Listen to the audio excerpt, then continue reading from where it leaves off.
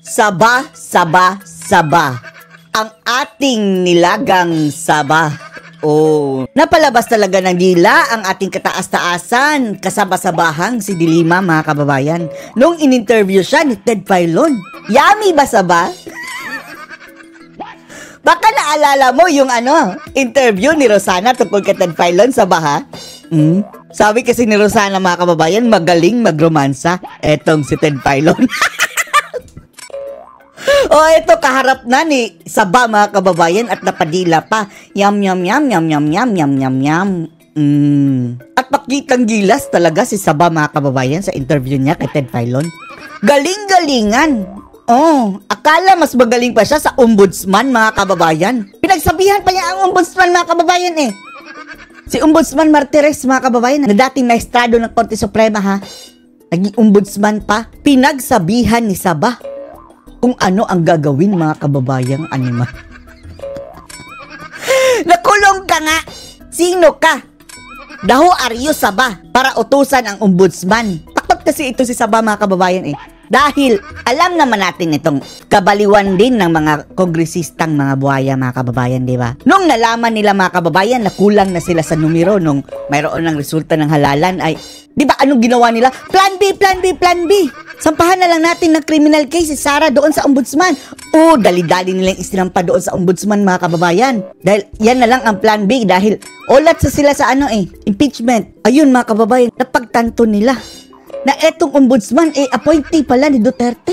At baka magamit ito ni Sara, mga kababayan, kung hindi papaboran ng ombudsman itong kanilang dinalang mga mga dokumentos na gusto nila pakasuhan si Sara Duterte. Kaya si Saba, mga kababayan, ang inatake ay ang ombudsman. Bakit hindi mo nalang atakihin yung mga kakampi mo o si Chua na nagpadala ng mga dokumentos na ito doon sa ombudsman? Ngayon, mga kababayan, talagang mare-reject yun ng ombudsman dahil kulang sa sustansya Walang substance ang reklamo nila, mga kababayan. Panoorin niyo po, Ano ho ang inyong naiisip? Intro pa lang, mga kababayan, napadila na si Saba, Inyong naiisip o nakikitang komplikasyon na... Ito now! Ang dila, nakafasting sa Saba ng ilang taon nito si Dilima, mga kababayan. Iniimbestigahan na po, nasasagot ng ombudsman si VP Sara sa umano. Opo ay kasong iniharap laban sa kanya ng Kamara sa ombudsman, Sige, go ahead. Sa graph at ilang pa mga kaso in the light po na merong pending ngayon na impeachment case sa Senado. Okay, may mga naiisip kasi ako, mga agam-agam, Ted, DJ Chacha. Agam-agam. Kasi nga alam natin na meron ng impeachment case. Nandyan na sa Senado at nag-constitute na nga sa impeachment court. Binalik! Yung Senado, nagkakaroon lang ngayon ng aberya dahil nga doon sa, para sa amin ay questionableng step or move nung Senado na ibalik yung pinapariman yung articles of impeachment. Pero nandyan na, buhay na yung kaso. Pero bakit ngayon kailangan pumasok ang ombudsman? Dahil sinabit nyo sa ombudsman ang mga ungas na ito, mga kababayan. Di ba nag-hearing sila, good government na mga kababayan? Committee? Sinabit nila sa ombudsman, mga kababayan, ang kanilang findings dahil magtatapos na ang kanilang termino Sa June 30, mga kababayan, invalid na yun. 19 Congress na resulta ng kanilang hearing. Kaya napilitan silang magsabit ngayon, mga kababayan. Ang gusto nila, standby lang doon, mga kababayan, at hindi aaktuhan ng ombudsman until mapalitan si Martires, mga kababayan, na sa tingin natin by July. Hindi lang tayo sigurado, basta malapit na yung palitan dahil magre-retiro na, mga kababayan at ang ilalagay nila dyan ay appointee ni Bangag. Pero no choice sila, mga kababayan, kailangan nilang isubmit ngayon habang si Martires dahil June 30 wala na. Tapos na ang kanilang Congress. Ang gusto nila, wag aksyonan ni Martires. Antayin muna nung susunod na ombudsman, mga kababayan. Sa July ata, mga kababayan, hindi natin lang sigurado. Basta malapit ng papalitan si Martires. Appointee ni Ngag-Ngag. Takot silang ma-dismiss ni Martires ngayon pa lang. Diyan sa pag-imbestiga ng mga almost the same or na mga offenses attributed kay VP Sara. Kasi malinaw po sa Ombudsman Act, Republic Act 6770. Sa sections 20. Mag-ombudsman ka muna, Saba. Galing-galingan ito mga kababayan, no? Akala mo hindi nakulong. Kung magaling ka, hindi ka sana nakulong. Saba. 21 and 22 po. Hindi ka sana natalo, mata, Sections 21 and 22 Jonel. po. Wala pong disciplinary authority or investigative authority ang Office of the Ombudsman sa mga impeachable offenses except for the purposes of filing an impeachment complaint. Kaya nga, bakit sinabit nyo? Dinamay nyo pa ang ombudsman. Plan B, Plan C. Gusto nila mga kababayan na antayin na ang next ombudsman, siya na ang aasikaso dyan. Ano kayo, hilo? Sigurado lang si Sara dyan. Sabit kapag si bangag mga kababayan ang mag-a-appoint ng bagong ombudsman. Kasi nga, impeachable Pwede lang maalis kapag through impeachment. So yung ombudsman, at this point, wala pa silang investigative authority. Says who? Ikaw? Ombudsman ka ba? Ang sabi lang naman doon mga kababayan, hindi uusad ang kaso. Pero hindi po ibig sabihin mga kababayan na hindi pwede i-assess ng ombudsman kung mayroong probable cause, which is wala namang probable cause mga kababayan dahil wala nang findings na irregular ang COA. At isa pa, yang si Martires na mismo mga kababayan ang nagsabi ha. Nakita niyo yung hearing sa Kongreso? Hindi kailangan ng mga resibo dyan sa confidential fund dahil the term itself confidential. Na-explain na yan mga kababayan ni Martires. Paulit-ulit na din natin yung sinasabi. Maging siya mga kababayan, mayroon siyang confidential fund, si Martires. Alam niya, kaya siguradong dismiss yan mga kababayan. Tapos itong sinasabag, gusto nilang i-archive muna. Ano kasi tingnan yung mga kaso na yan at pina-answer nga kaagad, pinapasagot nga kaagad. Si VP Sara, pinapa-file na ng counter affidavit na medyo mabilis. Lumayo ka nga, Saba, ang lapit mo sa akin. Amoy lakatan yung bunganga. Po, nung time na dinala o rinifer sa Office of the Ombudsman ng House Committee on Good Government and Public Accountability. Di mga ulol sila Pinipilit kasi nila mga kababayan. Hinahabol nila dahil June 13 na lang sila I think 4 na araw lang yung naging pagitan. In June 11 ata pinadala, tapos kailan siya parang June 16. Pero alam nila yan na sa puntong ito hindi muna sila pwedeng makialam. Who are you? In-invoke nyo ang mga ulol na to mga kababayan, sila ang nag-umpisa na dinamay-damay ang ombudsman dyan sa kanilang made-up cases mga kababayan, tapos gusto nilang sila din ang masusunod. Itong mga entitled na mga julok mga kababayan, pagpipilitan talaga yung kanilang mga gusto. Hihintayin dapat nila na matapos yung impeachment trial at kapag lalo na by that time na mga kababayan, hindi na si Martires. Mag-antay na lang kayo na bababa sa pwesto si Sara sa 2028 kung hindi siya mananalong presidente. Dahil kapag mananalong presidente si Sara Duterte, balik rehas kang sa baka. Actually, dapat ito ibalik sa rehas mga kababayan, dahil napa-invalid na ang kanyang acquittal mga kababayan. Ano ba yung sabi ng korte, di ba? Invalid? Bakit nakalabas pa rin yang si Dilimaw mga kababayan?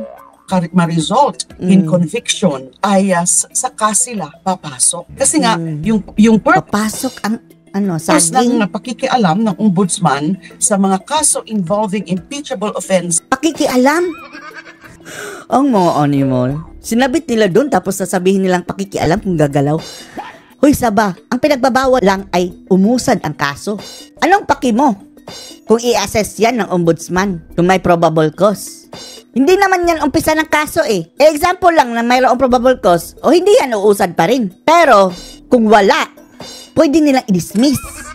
Binibining banana ay for purposes lang of impeachment complaint. Nandyan na nga yung impeachment case sa Senado. Mata ni Sabao. Kaya hindi mo mawawala sa isipan ng iba, kasama na po ako doon, at perhaps this is shared by the members of the prosecution panel, ay baka Dilaw din ba ang ngipin ni Saba, mga kababayan? Mukha, no? Parang ngipin din ni BBM, mga kababayan, o na manilaw-nilaw. Pakyaw, manilaw-nilaw, oh. what if What desisyonan ka agad yan pagkatapos na mag-answer? Anong paki mo? Ombudsman ka ba? Anong paki dito si Saba, mga kababay, kung desisyonan agad ng ombudsman? Assessment lang naman ginawa ng ombudsman eh. File ng Hindi naman yan kaso talaga. Yung ini-invoke niya, mga kababay, na RA na ganyan, eh, yung case itself, mga kababayan, yung trial itself, hindi yung assessment of probable cause. Counter affidavit ni VP Sara, ay baka desisyonan ka agad. So,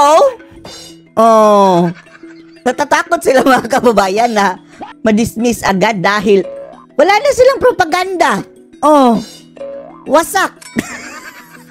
Nasayang lahat ang ginastusan pa yun ng grabe, millions and millions, so hindi billions, mga kababayan, ng iimbestiga nila kay Sara doon sa Tambaluslusan. Good governance pa na committee daw. Yak! Tapos, wag naman sana na sasabihin walang probable cause. Talagang wala naman talaga. Anong probable cause? Yung mga alias sa resibo? Si Martires na nga mismo nagsabi, mga kababay, hindi kailangan ng resibo.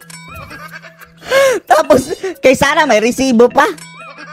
Pasalamat ka, Saba. Okay lang sana kung ang sasabihin ay dinidismiss namin ito dahil wala kaming jurisdiction pa at this point. Mamaya, mag-antay ka. Okay lang sana yun eh. Kung pag dinismiss na nila ito, Kung ganyan, Saba, bakit nyo pa isinabmit? Ha? Ang gusto kasi nila, mga kababayan, hindi naaktahan ni Martires. Hayaan na lang muna dyan hanggang dumating yung bagong ombudsman ni ay Bangag. dahil lang sa wala pa silang authority to look into this matter at this point. Kasi nga, meron na. It's too late for them Wala silang authority na magsampa ng kaso. Pero mag-assess at this meron. point to intervene dahil nga meron na impeachment complaint. Maybe in the future. Lalo na kung wala The na future. sa pwesto si VP Sara. Si Martires. Kapag ma-convict na siya. Wow! Assuming ikaw ang mauunang makonvict. Ito, mga kababayan, ito ang dapat tabulok sa selda, no? Hindi lang umupong presidente si BBM, mga kababayan. Bulok na yan. Paano? Si BBM, mga kababayan, yung mga naugnay sa illegal na droga, yun ang mga bida-bida. Mabilog, Kerwin Espinosa, yung bumabatak sa Imbornal na naging ambasador pa. Iba't ibang mga personality sa droga, mga kababayan. Pati na to si Saba pala, no? Kaso nito tungkol sa illegal na droga. O kaya kahit hindi siya ma-convict pero hindi na siya public official, hindi na siya vice president, baka meron pang mga ilang basis pwedeng magamit para sa pag-file mo. How about yung sabi ni Marcoleta ba yun, mga kababayan? No, pati ito, mayroong confidential fund na unliquidated pa daw. Narinig natin kay Topacio eh. Sinabi din ni Marcoleta, mga kababayan, parang doon sa hearing ata yun. Ng another impeachment complaint. How about Kasi yung filing of another impeachment complaint, hindi na pwede ngayon. Kasi may 1-year ban nga. Di next So pwede year, lang sila after 1 year. mag-aksaya na naman kayo ng pera next year. Sige, impeach si Sara next year. Tingnan natin itong mga pumirma. Next year, mga kababayan, 2026 na. 2 taon na lang, eleksyon na naman. Manda kayo. Kung magdidesisyon din ang ombudsman na mag-file din ng impeachment complaint later. Pero sa ngayon, kailangan maingat ang magiging aksyon dyan ng Office of the Ombudsman. Dapat nga, sa pagkatanggap nila, in-archive muna nila. Wow, archive. Wow. Mag-ombudsman. Ang delikado, mga kababayan, kapag ito ang gagawing ombudsman ni Bangag, wala na, game over na. Ubos, mga kababayan. Ala, grabe. Pwede siya gawing ombudsman ni Bangag, mga kababayan. Ambasador natin bumabatak andun sa Imbornal. eto mga kababayan, issue sa illegal na droga ang kinakaharap. Pero sana yung ombudsman baka dadaan pa yan sa Commission on Appointments, baka haharangin. Mahaharang ito sa Saba, mayroon pa itong kaso eh. Nagtataka nga tayo mga kababayan, bakit ito pinayagan pang maging nominee sa kanilang partido na ML. Tubay Legend si Laila. Bakit ito inaccept? Mayroong pending itong kaso. O kaya nag-issue pa agad sila ng a statement or an order or Grabing whatever. dila-dila ni Saba, no? Sinasabi nila na sa ngayon, hindi pa kami pwede o hindi na kami pwedeng mag-imbestiga dito sa itong mga aligasyon na to. Bakit hindi? Kasi nasa impeachment court na. Sino kasi nag-submit? Ang mga bugok na mga kasamahan mo. O nga, So, dila na naman. Parang si Kerwin mga kababayan na pagkatapos magsalita, dila. Kerwin Espinosa. Na anyway, nakalaya din mga kababayan kasama niya. O di ba kasama sila sa kasuhan mga kababayan. May picture pa nga sila ng dalawa. kung Pareho din sila ng ngipin at bibig. theoretically, kapag po nagdesisyon ang ombudsman pabor kay VP Sara at sabihin nila na Iyak ang na naman mga sila. reklamong ito ng katiwalian laban sa Vice Presidente ay Lalong walang basihan. pitibay ang depensa ni Komplikasyon Sara. nito ay yung impeachment trial na mangyayari pa po after perhaps sa Agosto Wasak ang propaganda ng mga bangag mga kababayan. sisimula na mangangahulugan po na magiging basihan na naman for motion to dismiss ng ilang senador dito po sa magiging desisyon na ito pabor kay VP Sara ng ombudsman. Ganun po iyon? Hindi. Kahit wala pa yung ombudsman, talagang dapat mayroong motion to dismiss dahil wala ng jurisdiction. Tandaan niyo mga kababayan, wala ng trial dyan sa susunod na Senate. No need. No need sa ombudsman. Hindi po malayo yung ganyang senaryo. Sigurado gagamitin yan ng defense para Ang matao. lalong yung madelay na naman dahil Nag-alala siya mga kababayan dahil isa siya doon sa mga prosecutor mga kababayan. Ang kanilang makakalaban, yung mga magagaling na mga lawyers si Sara na 16. Kasama na si Porton. Kakainin ng buhay itong si Saba mga kababayan. Kalawangin na ito eh. Pagdating sa mga kababayan, trial, kalawangin na itong si Saba. Kailan ba naging, Saba, kailan ang huling trial mo sa korte na mayroon talagang kliyente? Wala. Ewan na natin mga kababayan. 10 years ago? Several bananas ago? Ewan na natin. Either sila mag-move to dismiss o kung sino na naman sa mga senators, judges na nakita naman natin na umaasta sila bilang defense counsel. Tapos hindi mo nakikita yung kasamahan mong si Ontiveros na umaasta prosecutor. Hindi as senator judges na hindi talagang tahasan na yung pagpapakita nila ng partiality or How about si Coco Pimentel at si Virus talaga? Walang partiality. bias in favor. Apparently ba kababayan, bias lang kapag kalaban. Pero kakampi nila, fair yan. Ay, nakong mga kasabakan. VP Sara. Kaya yun po ang apprehension ko na kung ganon ang magiging action ng Office of the Ombudsman, kahit wala pa silang jurisdiction ngayon, dahil nga ay meron na impeach na complaint, meron ng kaso sa Senado, ay gagamitin talaga yan. Sige, Saba, paulit-ulit na lang ito sa Saba mga kababayan. So, ano na ngayon? Ng defense. Kaya naantala na nga ngayon naantala dahil nga doon sa sinubukan pa nila na ipa-dismiss. Eto mga kababayan, eto ang magiging right now. 'Di ba wala na yung mga bugok na sa Quadcom? Eto na ang magiging right na mga kababayan. Investigation queen na naman sa susunod na Congress. Sana nga maibalik na ito sa selda dahil manghahasik na naman ito mga kababayan. Sa bawat putak nito mga kababayan, talagang nasisira ang bansa. Kita nyo yung panahon ni dating Pangulong Digong mga kababayan. Anong ginawa nito si Saba? Mag-imbestiga.